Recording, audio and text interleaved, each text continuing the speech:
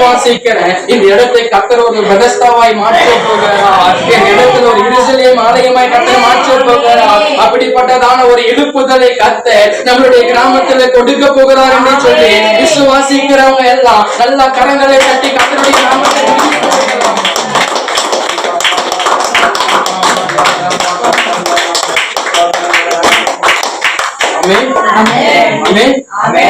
பரிசுத்த ஆவியானவர் ஒரு மனுஷனுக்குள்ளே வரும் பொழுது அவனுக்குள்ள பலத்தை கொண்டு வருகிறவராக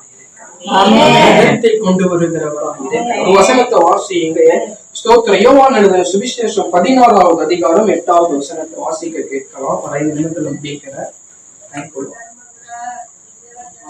அவர் வந்து யோவான் எழுதின சுவிசேஷம் 16வது அதிகாரம் 8வது வசனம் சொல்லுகிறது. வாசியுங்க. அவர் வந்து பாவத்தை குறித்தும் நீதியை குறித்தும் நியாய தீர்ப்பை குறித்தும் உலகத்தை கண்டித்து உணர்த்துவார். ஆமென் சொல்லுவாங்க.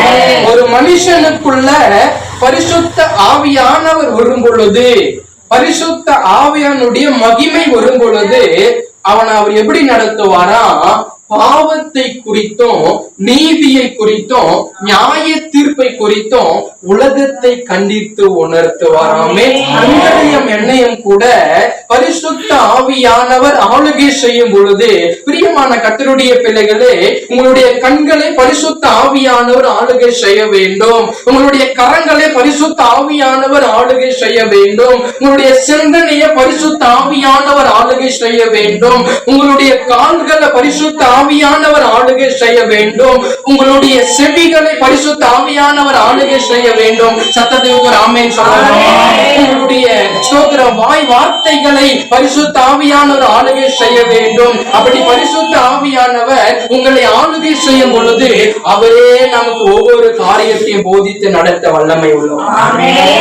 சத்தத்துக்கு ஆமென்.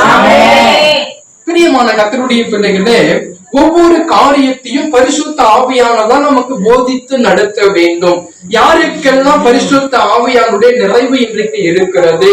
இன்னைக்கு அநேக கிறிஸ்தவர்கள் இருக்கிறார்கள்.